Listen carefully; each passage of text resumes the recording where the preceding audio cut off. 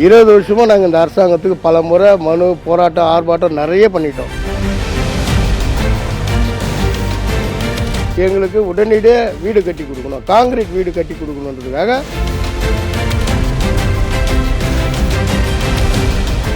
அரசுக்கு புறவழிச்சாலைக்காக, அரசு பணிக்காக எங்களுடைய இடத்த கையால் எடுத்துக்கினாங்க. அரசு நில எடுப்பில் எடுத்துக்கினாங்க. எடுத்துகிட்ட பிற்பாடு 20 வருஷ காலமாக நாங்கள் வீடு இல்லாமல் வாடகை வீட்டில் தான் வசிச்சுட்டு வரோம். இன்னைய வரைக்கும் வாடகத்தில் வச்சுன்னு வரோம். நாங்கள் எல்லாருமே தினக்கூலி, யாருமே வந்து ஒரு அரசு ஊழியரே கிடையாது. எல்லாருமே ரிக்ஷா ஓட்டுருவோம், ஆட்டோ ஓட்டுருவோம், பழக்கடைகளில் வேலை செய்கிறவங்க, எல்லாருமே கொளுத்து வேலை செய்கிறவங்க. அது தினக்கூலியாக தான் நாங்கள் வாழ்ந்துருக்கிறோம். 20 வருஷமாக நாங்கள் இந்த அரசாங்கத்துக்கு பல முறை மனு, போராட்டம், ஆர்ப்பாட்டம் நிறைய பண்ணிட்டு அதுக்கப்புறம் எந்த பதிலும் கிடையாது. 3 ஆட்சி போயிடுச்சு. ஆனால் இந்த ஆட்சி தான் ஏதோ எங்கள் மேலே கருணை, நாங்கள் கொடுக்குற மனுவை ஏற்று இந்த கவர்மெண்ட்டில் இந்த ஆட்சியர், இந்த மாவட்ட ஆட்சியர் அவர் தான் எங்கள் இந்த கருணை ஏற்று இடம் 3 சென்ட் மண்ணு, 2 சென்ட் மண்ணு கொடுத்துருக்குறாங்க. திண்டிவனம் பக்கத்தில் கட்டளை கிராமத்தில் எங்களுக்கு 2 சென்ட் மண்ணு கொடுத்துருக்குறாங்க.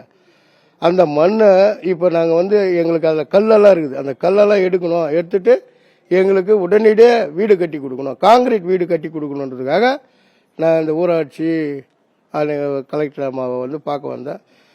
அவங்கள பார்த்துட்டு மனு கொடுத்துட்டு இப்போ உடனடி அவங்க வந்து எங்களுக்கு எங்களுடைய மனு மீது விசாரணை செய்து அங்கே வந்து ஆய்வு செஞ்சு அந்த நிலத்துக்கு இருக்கிற கல்லை நீக்கினா தான் அந்த வட்டாட்சியரை வந்து எங்களுக்கு நிலம் அளந்து கொடுப்பேன் சொல்கிறாங்க. கற்களாக இருந்தால் நிலம் அளக்க முடியாது, அது செய்யுங்கன்னா பிடிஓக்கு போனால் பிடிஓ என்ன பண்ணாங்க, நீங்கள் வந்து கலெக்டர்கிட்ட போங்க, கலெக்டர்கிட்ட போனால் தான் அவங்க உத்தரவு போட்டால் தான் நான் வந்து அதை வந்து கல்லெல்லாம் நீக்கி தர முடியும், நான் நீக்கி கொடுக்க முடியும், வீடும் கட்டி தர முடியும், அதுக்காக நான் ஃபண்டை வந்து ஒதுக்க முடியும். நாங்கள் எங்களுக்கு இந்த ஒரு 2 காலத்தில் 2 நாள் 3 நாளில் எங்களுக்கு உடனே அந்த வீடு கட்டுறதுக்கு அந்த உண்டான ஃபண்டு, அதனுடைய நிதியை எங்களுக்கு உடனே ஒதுக்கணும். ஒதுக்கி எங்களுக்கு உடனே அந்த நிதியை ஒதுக்கி எங்களுக்கு வீடு கட்டி தரணும். எங்களுடைய அதான் எங்களுடைய கோரிக்கையே, மனுவே அதுதான். அதை வலியுறுத்தி தான் நாங்கள் இன்னைக்கு இங்கே 62 பேரும் அதில் சம்மந்தப்பட்ட பயனாளிகள், அந்த வீடு சம்மந்தப்பட்ட பயனாளிகள், பாதிக்கப்பட்ட பயனாளிகள் 62 பேரும் இங்கே வந்து இந்த இடத்துல நின்று உங்ககிட்ட நாங்கள் பேசி நிற்கிறோம், இந்த மனுவை கொடுத்துருக்குறோம்.